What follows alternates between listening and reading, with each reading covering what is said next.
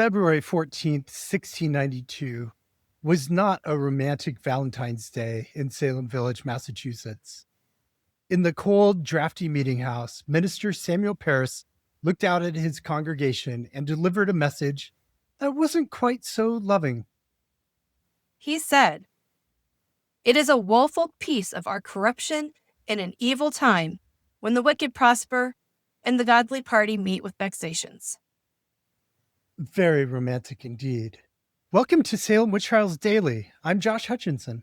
I'm Sarah Jack. Today we're going to hear what Reverend Samuel Parris was saying from the pulpit during the witch trials. We're tracking his sermons from the winter of 1691 through the height of the witch trials in late 1692. It's a fascinating and frankly chilling progression. You can actually see the switch flip from general theology to specific, targeted spiritual warfare. Exactly. And it starts before the first accusation is even made. Let's go back to November 22nd, 1691. Tensions in the village are already high regarding Parris's salary and firewood. So what does he choose to preach on? Psalm 110:1. Which reads, "The Lord said unto my Lord, sit thou at my right hand until I make thine enemies a footstool." You have to wonder, when he said enemies, was he thinking of Satan, or was he staring directly at the parishioners who refused to pay his salary? Knowing Parris, probably both. By January 3rd, 1692, the rhetoric heated up. In the morning service, he preached that God was incensed and angry. He told them that all of mankind, even the elect, were children of wrath. And that afternoon, yes, there was more than one sermon each Sunday, he introduces the antagonist. He preaches that the devil is a direct, active threat trying to pull down the church. He mentions wicked and reprobate men, whom he calls the assistants of Satan. But then something very human happens in the middle of the sermon, and he stops abruptly. The notes literally say, "But by reason of the cold, so much shall suffice."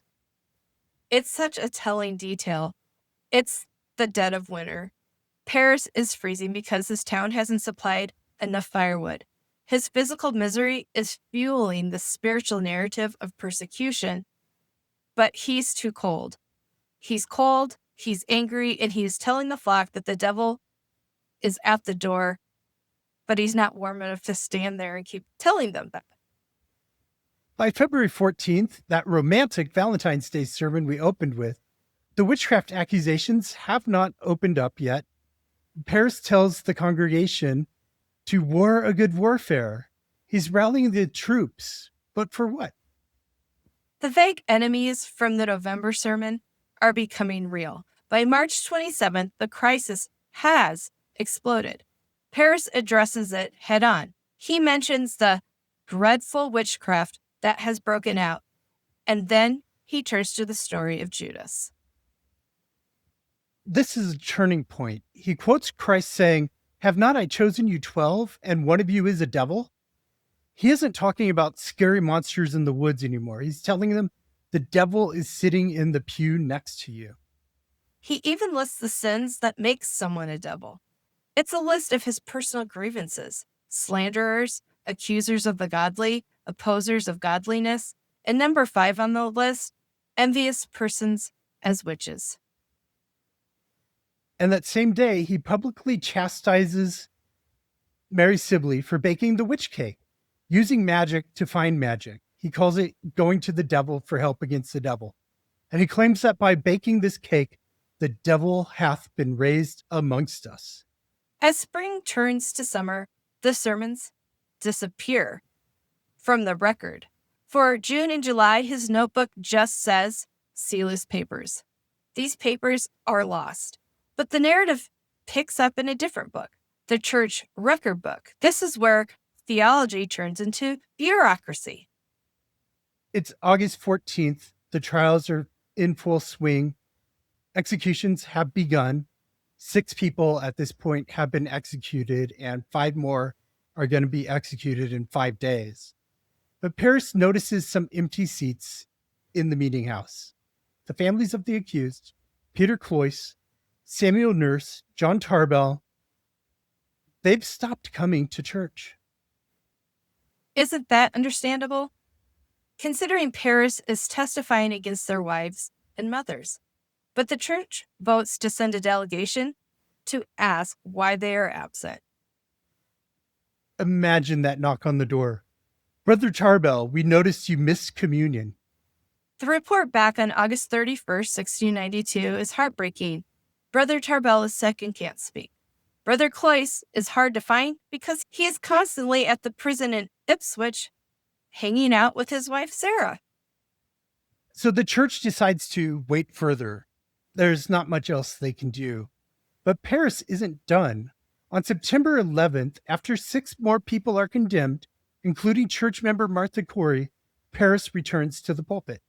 He preaches that the devil has found assistance from amongst us. That same day, the church votes to excommunicate Martha Cory. And 3 days later, Parris goes to the prison to tell her in person. We have his account of it. He calls her obdurate, stubborn. He says she justified herself and condemned her accusers. He pronounces the dreadful sentence of excommunication right there in the jail cell. She refused to pray with him. She knew who he was. She knew what he was doing. Finally, we get to October 23rd. The bloodiest part of the trials is winding down. But the trauma is fresh. Families like the nurses and the Cloyces are shattered, and Parris chooses to preach on kisses.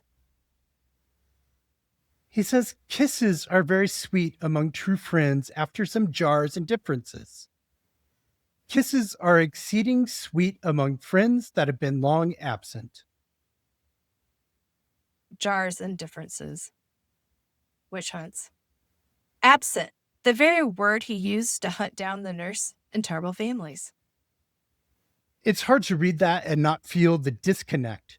Was he trying to offer an olive branch?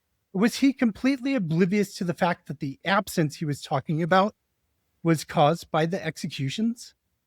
Whether he intended it or not, preaching about the sweetness of reunion to a congregation missing mothers, fathers, and sisters, people Parris helped condemn, is a heavy note to end on. It certainly is. It shows a man who controlled the narrative from the pulpit, from the first warning of enemies to the final hollow call for kisses.